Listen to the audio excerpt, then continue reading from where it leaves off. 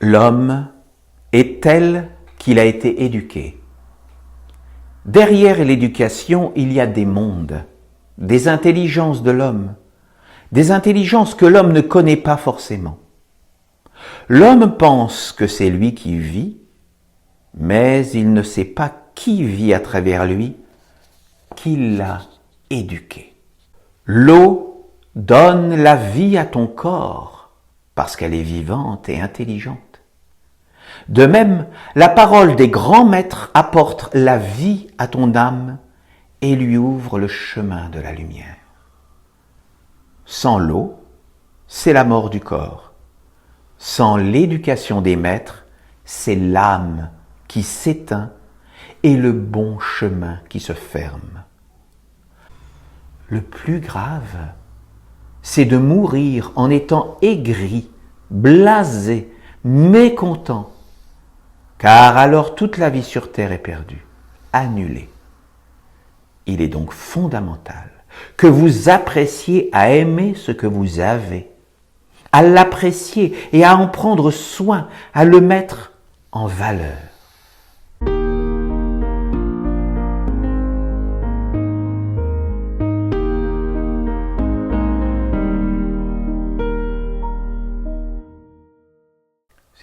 C'est une très grande joie de vous accueillir aujourd'hui pour cet office de l'Église essénienne chrétienne à Saintes. Pour commencer, je vous invite à prendre contact avec le sol qui nous porte.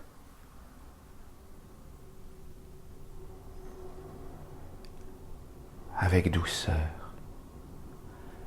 la mère terre nous porte. La mère terre, Dieu la mère, nous donne un appui sûr et bon. Par la mer, nous pouvons déposer tout ce qui est indésirable en nous et le confier à la mer pour que cela retourne au recyclage.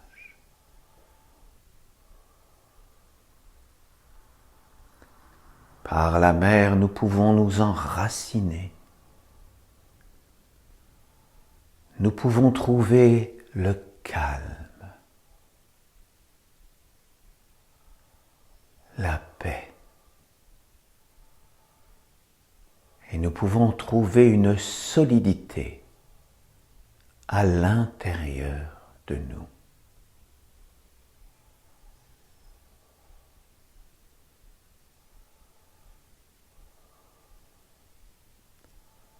Par notre cœur, nous pouvons développer la grande harmonie. Nous pouvons développer la flamme de notre cœur, la flamme qui nous unit au plus profond et au plus pur de nous-mêmes.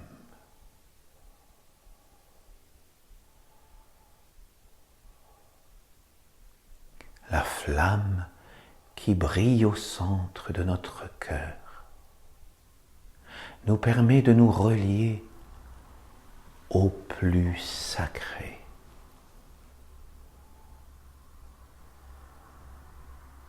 À l'immortalité à l'intérieur de nous.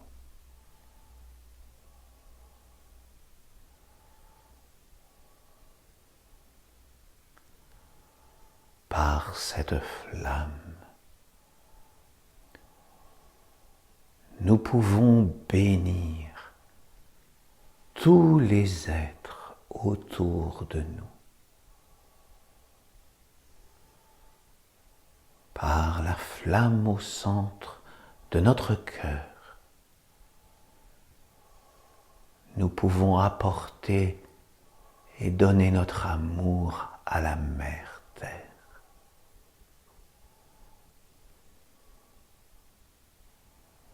Nous pouvons donner notre amour et bénir tous les minéraux, toutes les pierres, toutes les montagnes, tous les rochers, tous les sables fins.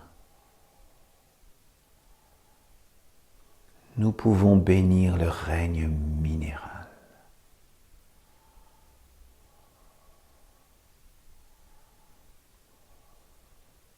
Par notre cœur, nous pouvons apporter notre amour et bénir toutes les plantes, toutes les fleurs, tous les arbres majestueux, toutes les algues, tout le règne végétal.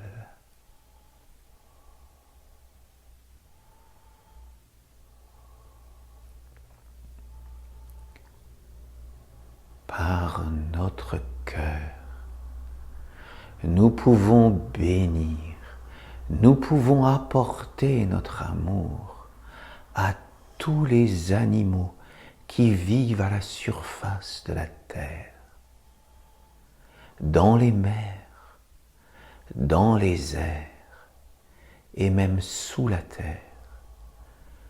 Nous pouvons les bénir, leur apporter notre amour et notre respect et apporter notre soutien à tout le règne animal.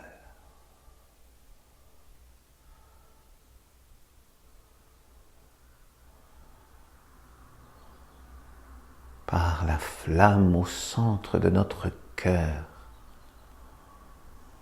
nous pouvons bénir et apporter notre amour à tous les êtres humains, à tous les hommes, les femmes, les nouveau-nés, les enfants, les adolescents, les adultes, les personnes âgées qui vivent sur la terre.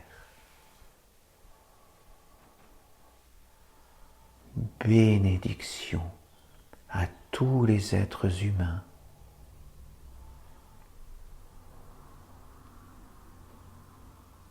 Par la flamme de notre cœur, nous pouvons leur apporter la consolation et la bénédiction de notre ange.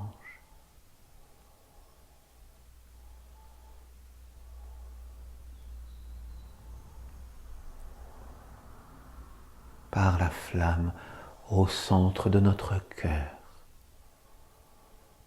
nous pouvons apporter la bénédiction et notre amour aux anges qui portent les vertus dans les mondes invisibles, dans les mondes divins. Nous leur apportons notre amour. Et avec humilité, nous pouvons les appeler dans notre vie.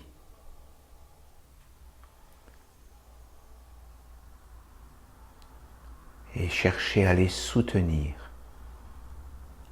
à les porter et à les faire grandir dans nos pensées, dans notre cœur et dans notre volonté.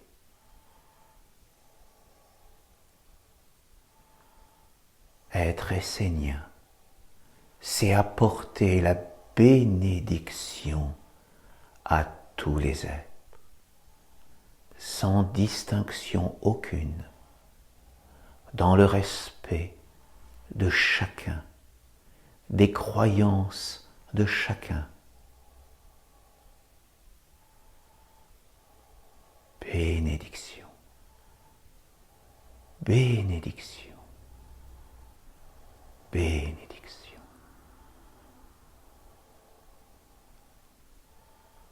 Amen.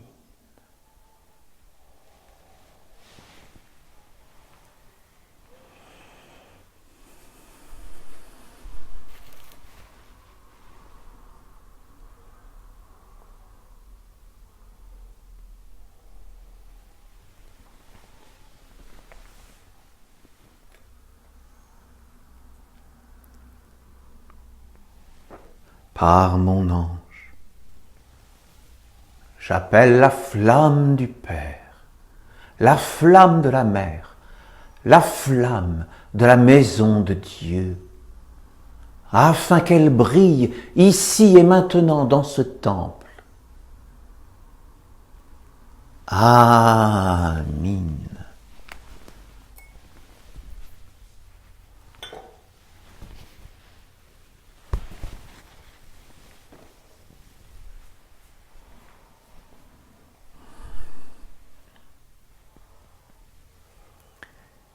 En cette belle journée d'automne, il est important de prendre conscience de cette flamme qui vit à l'intérieur de nous, de notre cœur, et de prendre conscience que tous les êtres dans la création portent cette flamme qui nous relie au plus pur, au plus sacré à l'intérieur de nous.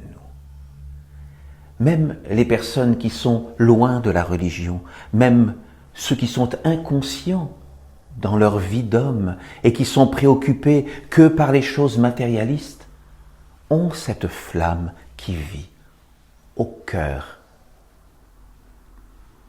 à l'intérieur d'eux-mêmes. Et des fois, effectivement, ces personnes peuvent se sentir perdues. Et beaucoup de personnes sont bousculées dans leur vie dans le monde des hommes, parce que où trouver ce qui peut faire grandir la lumière? Eh bien, c'est pas dans la télévision. C'est lorsque l'on recherche le plus pur à l'intérieur de soi, c'est pas le monde des hommes, le monde matérialiste qui va pouvoir nous guider. Il faut trouver des havres de paix comme les lieux que nous mettons en place pour pouvoir nous ressourcer et nous poser. Sachez, vous qui nous écoutez chez vous, que ces espaces sont ouverts à tout le monde. Toutes les personnes de bonne volonté peuvent venir se recueillir. C'est la fonction même des maisons de Dieu.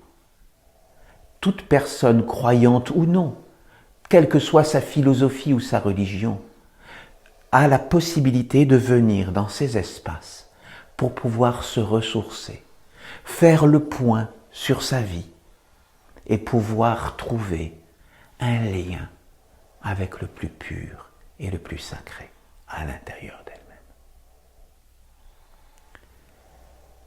Le feu, c'est ce que nous cherchons à faire grandir à l'intérieur de nous à cette saison.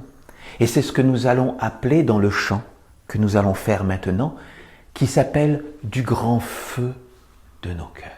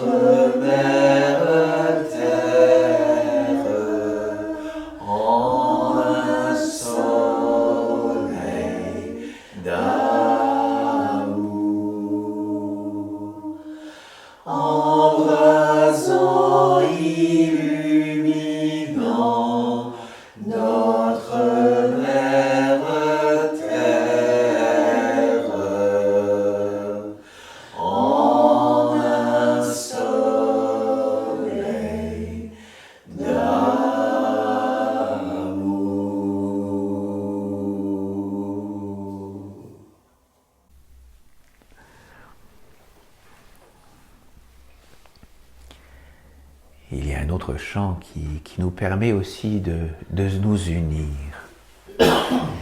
C'est le chant du Aum. Et d'ailleurs, si vous vous approchez d'une... Zut, j'ai perdu le mot. C'est où vivent les abeilles, d'une ruche. Voilà, je cherchais le mot. Si vous vous approchez d'une ruche, une ruche qui vit en harmonie avec la terre, parce qu'il faut savoir qu'il y a différents types de ruches. Les ruches qui sont les plus en harmonie avec la terre, ce sont des ruches sphériques. Parce que dans la nature, les abeilles vont spontanément, par exemple, dans les creux d'arbres, hein, dans des choses qui sont sphériques. Mais les hommes ont l'habitude de les cultiver, j'ai envie de dire, de les élever. Hein. C'est pas très beau. Hein. Dans des ruches carrées, parce que effectivement, les hommes fabriquent plus facilement des choses cubiques. Hein, ils peuvent plus facilement les entasser. Bien. Mais elles perdent en réalité dans ce type de ruche leur lien, leur harmonie avec la terre. Elles n'ont pas le même bourdonnement. Si vous écoutez des ruches, des abeilles, pardon, qui sont dans des ruches qui sont faites en osier ou dans des matériaux naturels, des fibres naturelles et qui sont faits en forme de sphère, vous entendrez le Aum. C'est-à-dire un bourdonnement qui est vraiment en lien avec la vibration de la terre et ce Aum qui nous permet de nous unir avec la terre-mère et avec le ciel. C'est vraiment un Aum. Ce bourdonnement, vous pouvez le sentir, le vivre, il vous pénètre dans tout votre corps et il fait vibrer votre âme. Des abeilles. Et donc, ce chant nous permet, voilà, de nous unir avec cette vibration fondamentale de la terre et pour pouvoir nous relier et nous guider vers ce qui est le plus haut, le plus sacré, vers le Père, vers le ciel qui est au-dessus de nous.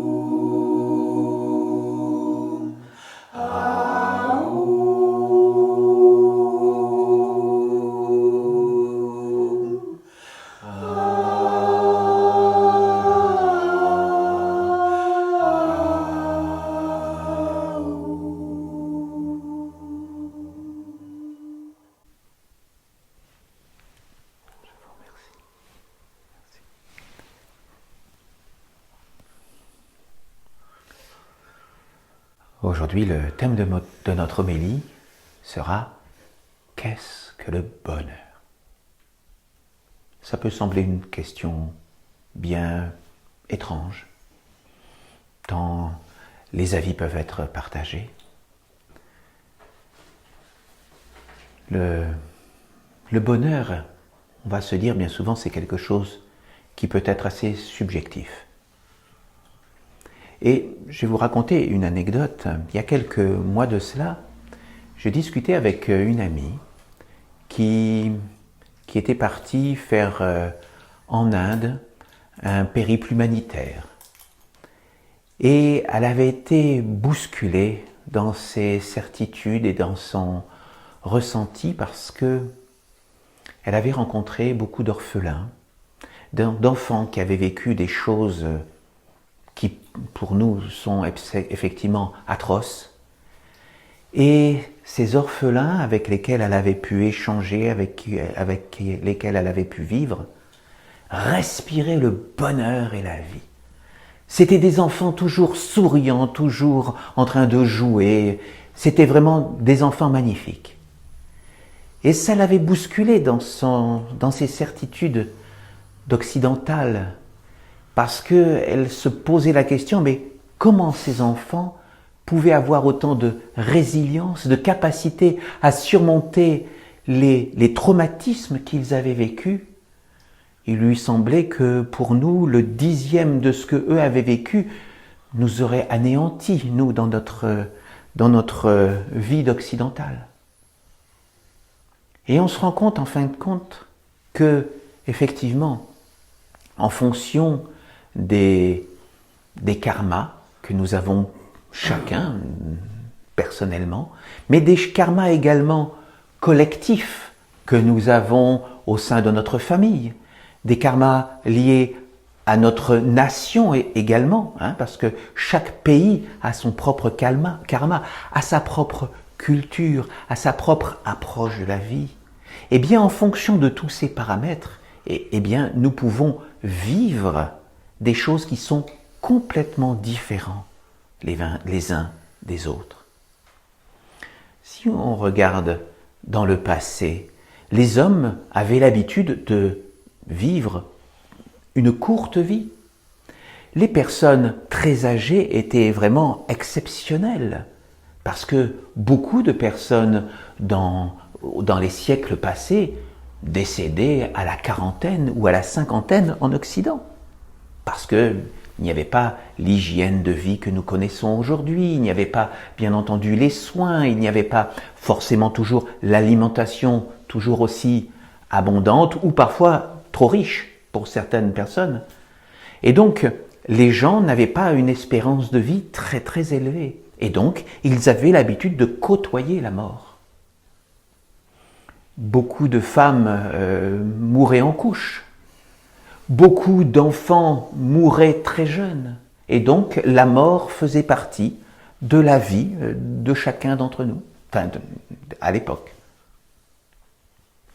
Et donc, aujourd'hui, eh bien, nous nous rendons compte que les standards en Occident sont complètement différents et certaines personnes vont pouvoir, je vais dire, être happées dans leur vie par des expériences douloureuses, alors que d'autres, voilà, ne vont côtoyer la mort que de façon très exceptionnelle. Et c'est vrai que actuellement, en Occident, la mort est souvent un sujet tabou, que l'on ne veut pas aborder. Et le bonheur dans tout cela? Eh bien, on se rend compte que c'est toujours quelque chose de très individuel. La psychologie moderne, bien souvent, va se rapprocher de ce que les traditions anciennes nous ont appris. Le bonheur, c'est quelque chose d'individuel. Il ne faut jamais le chercher à l'extérieur de soi, parce qu'on sera forcément déçu si le bonheur, on ne le recherche qu'à l'extérieur. Bien sûr qu'on peut avoir des bonheurs à l'extérieur de soi, auprès de nos familles, auprès de nos amis, lorsque l'on s'épanouit dans son travail ou au niveau des associations. Bien sûr qu'on peut trouver du bonheur en se reliant à la mère terre, auprès de nos animaux. Mais le bonheur, le vrai bonheur, Ce n'est que nous-mêmes, au cœur de nous-mêmes, que nous pouvons le générer, le faire grandir. Quelles que soient les difficultés que nous pouvons retrouver à l'intérieur, à l'extérieur de nous, le bonheur, c'est quelque chose qui se construit à l'intérieur de nous. On se rend compte que, en fonction de notre éducation, en fonction de nos croyances aussi, eh bien, on se rend compte que le bonheur peut être plus ou moins facile ou plus ou moins difficile à atteindre. Les personnes qui sont des athées, par exemple, qui sont des croyantes, parce que, ne vous y trompez pas, une personne athée est une personne croyante. Bien souvent, il se dit « je ne suis pas croyant ». Ben non, les personnes athées sont des croyants parce qu'ils ont la croyance que Dieu n'existe pas. C'est une croyance, ils ne peuvent pas le démontrer. Et donc, les personnes athées ou les personnes aussi qui sont agnostiques, c'est-à-dire les personnes qui ne savent pas, peut-être que Dieu existe, peut-être que Dieu n'existe pas, ils ne savent pas se prononcer. Eh bien, très souvent, ces personnes-là, lorsqu'elles vont être confrontées à des difficultés, vont considérer que ce qui leur arrive est injuste, c'est quelque chose qui peut parfois même être insurmontable, et bien souvent, elles vont tomber dans la dépression. Les personnes, par contre, qui ont une croyance en Dieu ou en quelque chose de supérieur. Certaines personnes peuvent avoir une croyance sans être reliées à une religion en particulier.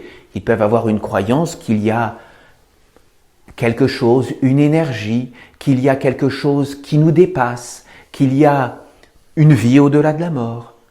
Eh bien souvent, ces personnes-là vont plus facilement, ce sont des généralités que j'expose, vont parfois plus facilement se rattacher à quelque chose qui va pouvoir les aider à surmonter les épreuves de la vie.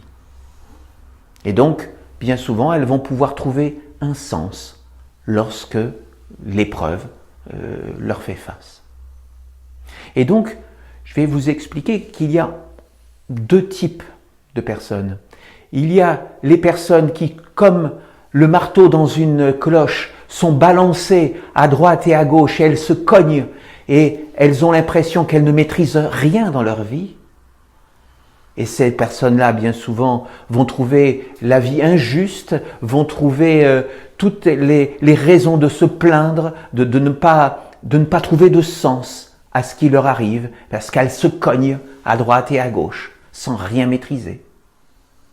Et il y a d'autres personnes qui sont des personnes qui arrivent au contraire à s'ancrer dans la terre comme un arbre majestueux et à trouver un sens supérieur à leur existence.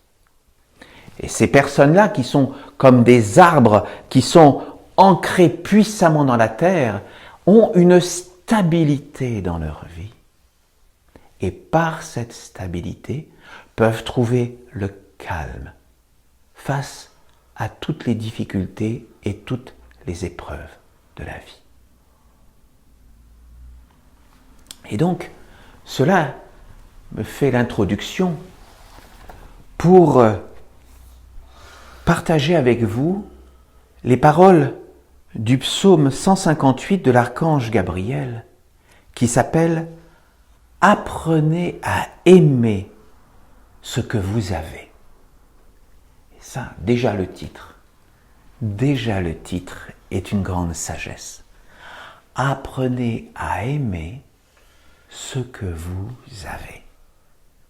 Parce que, bien souvent, le monde de l'homme veut nous faire miroiter plein de choses qui sont à l'extérieur de nous. Ah tiens, tu pourrais avoir la belle maison, la belle voiture, la belle, je sais pas, plein de choses. On veut nous faire miroiter plein de choses qu'il faudrait par notre travail pouvoir acheter parce que c'est la dernière mode, c'est la dernière chose nouvelle, donc il faut chercher à l'avoir.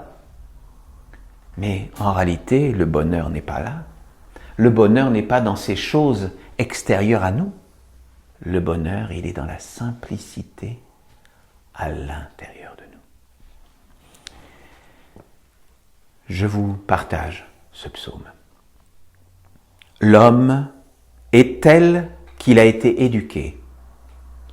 Derrière l'éducation, il y a des mondes, des intelligences de l'homme, des intelligences que l'homme ne connaît pas forcément. L'homme pense que c'est lui qui vit, mais il ne sait pas qui vit à travers lui, qui l'a éduqué. Et oui, parce que déjà, l'éducation, si on y réfléchit bien, on se rend compte que l'éducation dans le monde de l'homme a un objectif. Nous formater à être de bons consommateurs. Voilà, parce que nous sommes dans un monde de la matière où on veut nous faire croire que seule la matière existe et que nous devons faire partie de ce grand corps, de cette société de consommation où nous devons produire, où nous devons consommer. De la maternelle, on nous apprend que plus tard il va falloir aller à l'école pour apprendre un métier, et parce que si on travaille pas bien à l'école, eh bien nous serons des moins que rien, nous serons dans le caniveau et nous n'aurons aucune dignité. Et donc, si tu vas bien à l'école, eh bien, tu pourras avoir un métier et donc être inséré dans le monde du travail, avoir, et voilà, je reprends le schéma, la maison, la voiture, enfin, tout ce que la société du monde de l'homme veut nous faire miroiter jusqu'au moment où on ira à l'EHPAD. Et puis voilà, hein, il faut vivre tout cela et ensuite, eh bien voilà, la vie n'a aucun sens. Cette éducation qui nous formate, eh bien, il faut que nous puissions nous en détacher et que nous puissions aller au-delà. Bien entendu que nous devons être insérés dans la société. Nous ne devons pas être des mendiants. Nous devons y travailler. Mais nous devons voir autre chose. Et il y a autre chose par derrière tout cela. Et c'est ce que je vous invite à découvrir ensemble. L'archange poursuit. L'eau donne la vie à ton corps, parce qu'elle est vivante et intelligente. De même, la parole des grands maîtres apporte la vie à ton âme et lui ouvre le chemin de la lumière.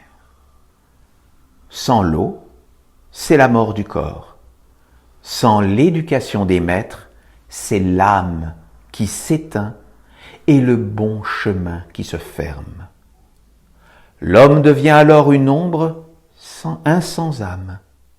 Il est asservi, mais pense que c'est lui qui est vivant. Et voilà. C'est-à-dire que dans la société actuelle, on nous apprend à être des sans âme. On ne s'occupe que du corps, que de la matière.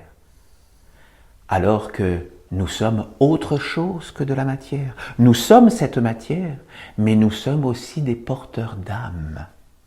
Et c'est la parole des maîtres, la parole des anges, la parole des archanges qui peut nourrir notre âme et lui permettre de sentir qu'il y a autre chose à faire grandir, autre chose à se préoccuper que de notre unique corps mortel.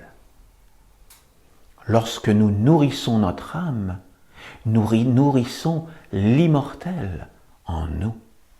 Et c'est ce qui pourra nous poursuivre, ce qui nous pourront nous accompagner au-delà lorsque nous quitterons ce corps mortel qui, lui, ira au recyclage, bien sûr. Mais notre âme, elle, eh bien, elle ira dans l'expansion, dans la grandeur. Les hommes ont été conduits à ne jamais être satisfaits, à vouloir toujours plus que ce qu'ils possèdent, parce qu'ils ont perdu le lien avec la plénitude intérieure. Ils veulent plus que ce qu'ils ont, et leur éducation les pousse toujours à aller chercher ce qui est superflu. La mauvaise habitude des hommes est de ne pas apprécier ce qu'ils ont, leur chance, leur bonheur, les opportunités qui se présentent devant eux. Ils ont l'impression que ce qu'ils ont acquis n'a pas d'importance, n'est plus assez vivant pour les motiver et les conduire vers l'avant. Seuls ceux qui ont connu de grandes souffrances, qui ont perdu la santé ou quelque chose d'important, comprennent ce que c'est que d'avoir une chose et de la préserver. Les hommes sont des enfants gâtés. qui veulent toujours plus et qui ne sont jamais contents. Ils pensent qu'en ayant les moyens supplémentaires, ils pourront davantage réaliser, être satisfaits et heureux. Bien sûr, cela dépend de l'œuvre qui doit être réalisée, mais il faut toujours trouver un équilibre entre la vie intérieure, ce que l'on porte en soi, et la vie extérieure, ce que l'on désire réaliser ou vivre. Bien souvent, l'homme va chercher ce qui est superficiel, mais ne sait pas garder en lui ce qui est précieux, ce qui a de la valeur, ce qui est immortel. Il ne sait pas apprécier le sacré en lui. Oui. Pour apprécier le sacré à l'intérieur de soi, il faut lui consacrer du temps. Il faut savoir se poser d'abord sur la mère terre, sur le réel, sur le vivant, sur ce qui nous apporte la vie. Savoir se poser, être dans le calme, faire grandir l'harmonie dans son cœur, faire grandir la clarté dans sa tête, c'est ce qui nous permet de nous relier au plus pur, au plus sacré, à l'éternel, à l'intemporel en soi. Et lorsqu'on le fait grandir, lorsqu'on en prend conscience, que chaque jour on le nourrit, on lui donne de l'importance, on le fait vivre, il prend sa place. Et ainsi on peut se relier au plus pur, au plus sacré. Et la vie, à ce moment-là, a un sens. On peut donner du sens à notre vie parce qu'on la relie à ce qui est immortel et non pas ce qui est éphémère. La vie, c'est la grandeur, c'est ce qui pousse, c'est ce qui croît et se développe. Et cette vie, nous pouvons la faire grandir dans notre lien sacré, qui doit tous les jours grandir un peu plus. Nous devons faire grandir, rendre vivant notre lien avec ce qui est le plus sacré à l'intérieur de nous.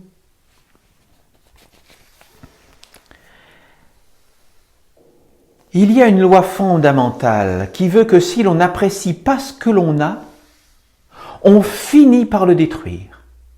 Or, il est évident que la vie n'aime pas aller dans un corps ou dans un être qui ne l'apprécie pas. À l'image de l'eau ou de la parole des maîtres, la vie veut être respectée et honorée. Ça, c'est important d'en prendre conscience, parce que nous avons tous rencontré autour de nous des personnes dépressives, des personnes qui veulent quitter la vie parce qu'elles ont l'impression que les fardeaux qu'elles ont apportés sont trop lourds, sont trop durs. Et malheureusement, en ayant ces pensées-là, mais elles sont respectables, il n'y a pas de jugement bien entendu, mais en ayant l'impression qu'elles veulent quitter la vie parce que c'est trop dur, c'est trop lourd, eh bien effectivement, la vie ne va pas se sentir bien dans ce corps et va chercher éventuellement à la quitter. Donc, nous devons au contraire faire grandir ce qui est beau et ce qui est noble à l'intérieur de nous, apprécier ce que nous avons, malgré les difficultés que nous pouvons traverser. Parce que les difficultés ont toujours un sens, elles ont toujours une origine. Et donc, nous devons en prendre conscience et avoir conscience du rôle et pour comprendre l'expérience, le sens de l'expérience que nous vivons. Parce qu'il n'y a pas d'injustice dans le monde. Il y a toujours un sens, une raison particulière pour laquelle nous vivons ce que nous vivons. Nous vivons le fruit de ce que nous avons pensé et de ce que nous avons préparé. Parce que nous savons par exemple que les pensées, ce sont des graines. Lorsque nous, par nos pensées, nous semons des graines dans notre terre intérieure, des graines de beauté, des graines d'harmonie, des graines de paix intérieure, de joie. eh bien nous allons récolter ces fruits dans notre vie. Si nous semons des graines de discorde, des graines de disharmonie, des graines de ce qui est, je vais dire, de haine éventuellement, eh bien nous récolterons tout cela par retour. Et nous savons que quand nous semons une graine, bien souvent nous en récoltons d'autres à profusion. Bien plus, une graine dans un épi va pouvoir donner, je vais dire, un épi avec de multiples graines. Eh bien souvent, lorsque nous semons une mauvaise graine, eh bien nous allons retrouver, nous allons récolter bien plus de graines que de ce que nous avons semé. Donc, voilà, c'est tout un travail que nous devons faire à l'intérieur de nous pour apprendre à semer les bonnes graines. La vie aime ce qui est pur, vrai et qui demeure authentique. Elle aime être appréciée, accueillie dans la conscience et l'amour. Mais si la vie n'est plus qu'un dû, une épreuve, une corvée, qu'il n'y a plus de regard aimant qui se pose sur elle et qu'elle est vécue comme une habitude, elle finira par perdre sa saveur, son intelligence, sa puissance créatrice. Être en bonne santé, avoir une pensée claire, des sentiments nobles, une capacité d'agir et de créer sont devenus des habitudes. Ainsi, les hommes ne prennent conscience de ces trésors que lorsqu'ils les perdent ou qu'ils sont confrontés à la dualité. Arrêtez de rêver votre vie et entrez dans l'éducation de la lumière. Elle vous conduira dans la grande sagesse qui éclaire tous les chemins et montre le bon au milieu des mauvais. Les anciens disaient qu'il faut aimer la vie et savoir profiter de tous les instants. Et écoutez-les, et vous trouverez la plénitude et la satisfaction de vivre sur la terre. Le plus grave, c'est de mourir en étant aigri, blasé, mécontent, car alors toute la vie sur terre est perdue, annulée. Il est donc fondamental que vous appréciez à aimer ce que vous avez, à l'apprécier et à en prendre soin, à le mettre en valeur. C'est vraiment important, voilà. Parce que j'ai envie de dire que tout est dit dans ces quelques mots. Apprécier ce que vous avez et le mettre en valeur. Nous devons, voilà, accepter notre vie, nos limites. Nous avons des limites.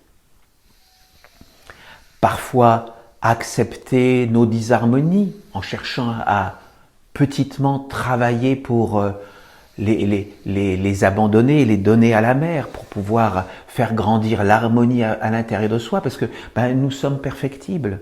Donc nous ne devons pas chercher constamment à nous culpabiliser. La culpabilité ne doit pas être accueillie dans notre vie. Nous avons des qualités, faisons-les grandir. Nous avons des défauts, essayons de moins y penser et de ne pas les faire grandir dans notre vie. Et voilà, ensuite, le sens que nous pouvons donner à tout cela, c'est lorsque nous essayons de nous mettre au service de ce qui est plus grand que nous. D'abord, savoir appeler un ange et porter un ange dans sa vie. C'est savoir se relier à ce qui est plus grand. Et ensuite, pouvoir nous mettre au service de notre communauté, des êtres qui nous sont chers, nos familles, nos amis, mais également, et par-dessus tout, j'ai envie de dire, se mettre au service des mondes divins pour les porter et essayer d'apporter sa petite pierre à la construction de l'ensemble. On ne demande pas à chacun de vous, aux Esséniens, on ne leur demande pas de construire de grandes choses. On demande aux Esséniens d'apporter leur petite pierre en faisant, par exemple, connaître l'Église autour d'eux, sans chercher à convertir, mais en apportant la parole autour d'eux. en leur disant qu'il y a une autre façon de vivre, une autre façon de penser, d'être en lien avec ce qui est divin, dans le respect de tous les règnes, des minéraux, des végétaux, des animaux, des hommes, et dans le respect des vertus qui sont portées par les anges. L'archange nous dit, « Croyez-vous que ce sont les machines qui vous donnent la vie ? Est-ce cela que vous voulez ? Ou estimez-vous que la vie est angélique, qu'elle est importante par elle-même parce qu'elle apporte des vertus qu'aucune machine ne pourra jamais vous donner ? Vous devez comprendre cette sagesse et arrêter d'être des ingrats, d'ignorer l'immense capital que vous avez reçu en héritage par la tradition de la lumière. Tout au long de sa vie, l'homme ne respecte pas son corps, ni le monde des pensées, ni aucun des mondes qui l'environnent. Et ensuite, il se plaint de ne pas vivre comme il le souhaite, de perdre le goût et le sens de la vie. Ceci est stupide. N'entrez pas sur ce chemin qui rend les hommes blasés, n'appréciant plus ce qu'ils ont. Vous levez le matin, contempler le soleil est une bénédiction. Marchez sur la terre et respirez l'air en laissant venir vers vous de hautes et belles pensées est une bénédiction. Travailler pour une œuvre divine qui vous éclaire et vous entoure de sagesse et de lois sacrées est une plénitude. Abandonnez ce qui vous dit le contraire et cherchez à vous conduire dans des attitudes lasses, sans goût, sans vie, dans la faiblesse. Et je vous le dis, si vous laissez ce monde envahir le royaume des Esséniens, cela voudra dire que les Esséniens acceptent qu'une intelligence artificielle crée la vie de l'homme, lui apporte le goût et les envies. Sachez qu'une intelligence artificielle ne peut développer les vertus. Seuls les anges sont porteurs de vertus et peuvent les engendrer. Il est primordial pour un Essénien de vivre avec les anges en s'entourant de leur présence aimante et sacrée. Prenez votre vie en main. Ne vous laissez pas abattre, même si tout paraît désespéré. Mais gardez votre lumière et votre force intérieure. À toutes les époques, les êtres se sont levés. Des entrepreneurs, des vaillants, des êtres courageux, capables de sortir de la masse des rêveurs endormis, pour appeler la vie et la rendre de nouveau vivante, à travers leur être et leur réalisation. Si ces ardents n'avaient pas maintenu certaines valeurs sur la terre, plus rien de tout cela n'existerait. C'est à nous tous et à vous qui nous écoutez, d'être des vaillants, de vouloir faire grandir les vertus dans votre vie pour les offrir à ce qui est divin. C'est à nous tous d'être des enthousiastes, c'est-à-dire de porter Dieu à l'intérieur de nous, d'en être conscients de notre place au sein de la création. C'est-à-dire que l'être humain est en haut de cette pyramide du visible, entre les minéraux, les végétaux, les animaux et les hommes. Et au-dessus de nous, eh bien, nous avons une autre pyramide qui est celle des mondes divins, des mondes invisibles, avec les anges, les archanges, les dieux et le Père. L'homme est à cette interface entre les mondes visibles et invisibles. Et c'est à nous d'être conscients de notre place et de tenir notre rôle, d'accueillir ce qui est divin dans notre vie pour bénir tous les êtres. Apporter la paix autour de nous, être dans l'union avec nos frères et sœurs. L'archange nous dit, « Ne contribuez pas à la destruction des mondes d'intelligence et de la vie de l'âme. Si aujourd'hui vous êtes présent auprès de la nation essénienne, ce n'est pas par hasard. Et ce n'est surtout pas pour que vous y trouviez la petite vie qui mène à la mort ou les petites réponses pour vos questionnements. Non. C'est réellement pour faire apparaître une nouvelle culture, une nouvelle façon d'être au monde, de penser et de vivre, pour préserver une sagesse et sauvegarder une intelligence, une tradition, des valeurs qui, sans vous, vont s'éteindre et disparaître pour les hommes et la terre. Chacun de vous qui nous écoutez est précieux. Prenez conscience de votre place et donc accueillez les vertus et essayez, à la mesure de vos possibilités, de participer à la construction d'une autre vie sur la terre. C'est une œuvre à réaliser. Ce n'est pas une partie de plaisir. Olivier Manitara demanda à l'archange Gabriel, « Père Gabriel, comment faire pour ne pas être attrapé par ces mondes qui sont autour de nous, par les épreuves qui nous touchent et nous conduisent bien souvent vers une fatalité devant laquelle nous avons envie de baisser les bras et de nous raccrocher à des idées fausses? Comment faire pour sortir de cet envoûtement ?»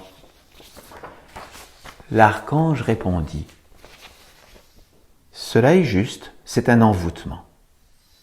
Mais il est simplement un monde, une intelligence qui vous enferme en ne vous autorisant à voir le monde que sous un certain angle. Il existe d'autres points de vue qui vous apporteront une toute autre vision et vous permettront de vous faire une autre opinion, de vivre autre chose. Dans votre vie, il n'y a pas que votre vie. Il y a une multitude de vies, d'intelligences, de mondes en vous et autour de vous. Ne voir qu'un seul aspect, c'est ne plus voir ni vivre. C'est d'être condamné à ne rien faire, à être inactif, vivant dans un seul monde, celui de la mort, où rien ne respire ni ne communique. Il fut un temps où prononcer le nom de Dieu ou celui d'une divinité était une splendeur. Aujourd'hui, tous ces mots n'ont plus de sens, d'intelligence, d'âme, de valeur. Ils sont devenus des symboles éteints.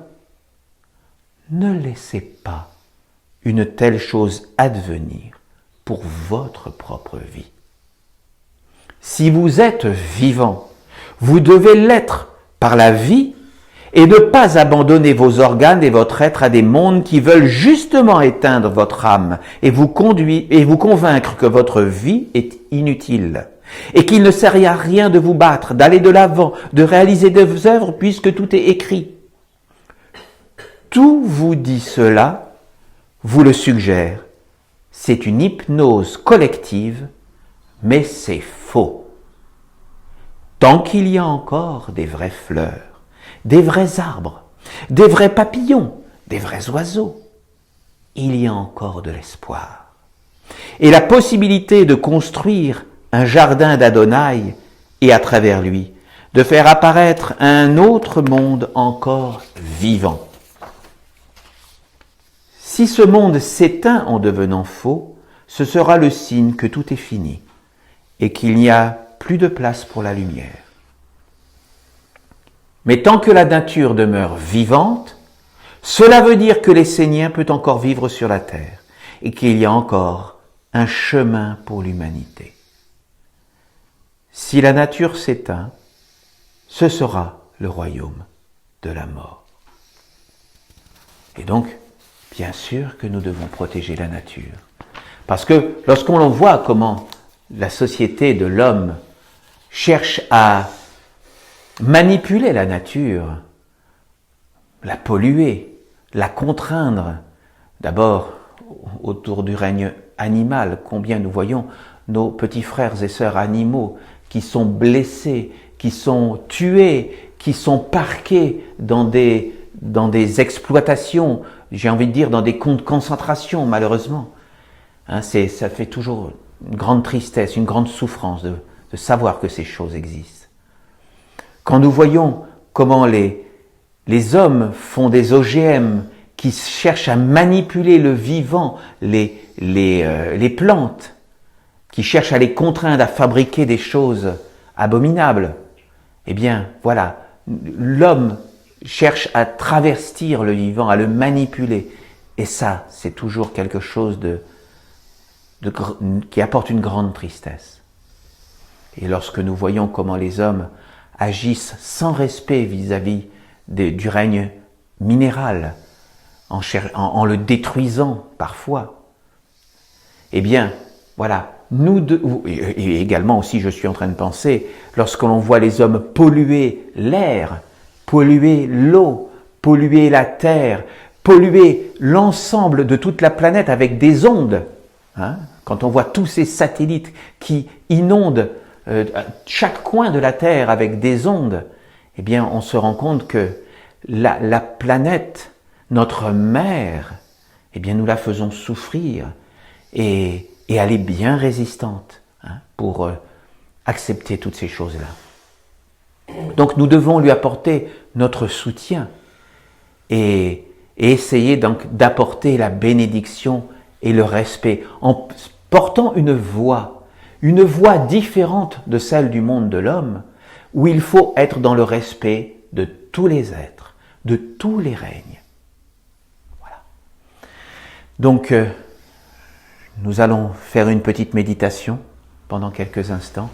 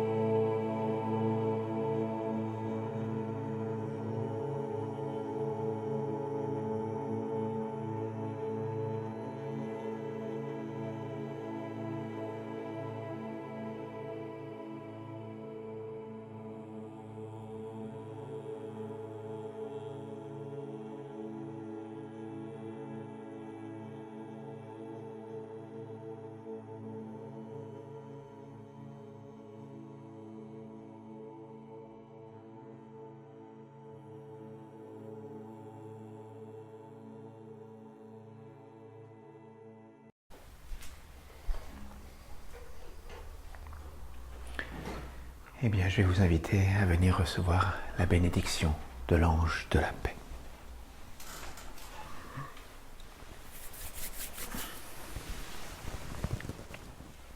Nous arrivons déjà au terme de notre office. Que chacun de vous reçoit la bénédiction de Dieu. Que chacun de vous reçoit la protection de l'Église essénienne chrétienne.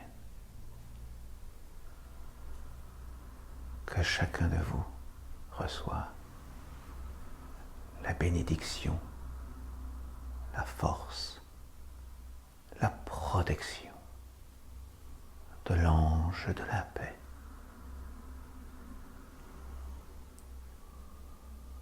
Amen.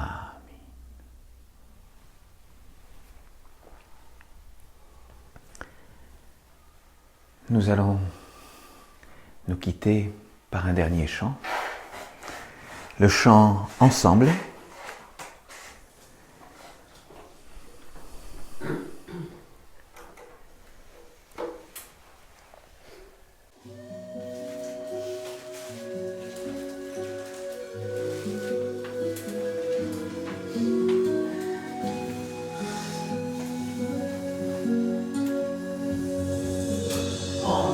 Ensemble, nous protégeons nos mystères. Ensemble, nous serons plus forts qu'hier. Ensemble, nous bâtirons les repères d'une nation libre sur la terre. Ensemble, nous ouvrirons la porte de la vie. Ensemble, à l'Éternel, nous offrirons nos fruits. Apprends à œuvrer pour fortifier notre alliance. Comprends le sens profond d'une suprême conscience. Porte du mystère, porte de la lumière qui guérira la terre. La terre, répondons à l'appel d'une seule voix fraternelle, afin qu'il nous révèle un monde éternel.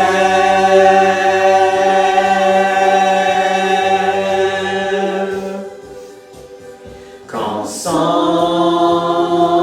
nous transformions le cours de l'histoire. Que s'assemble un peuple qui trouvera la victoire. Victoire dans la perfection de notre mission sur terre. Au nom des enfants de la lumière.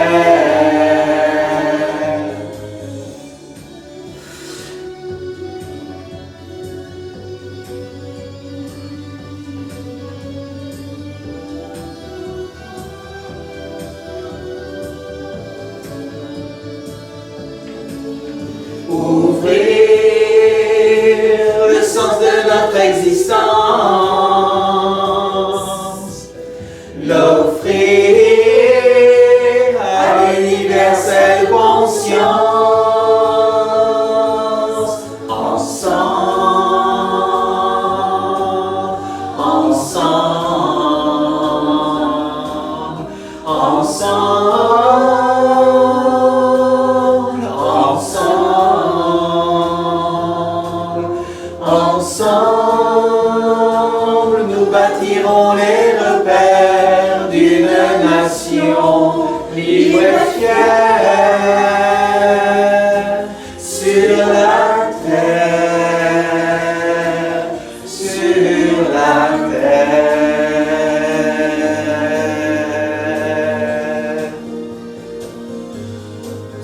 sur la terre.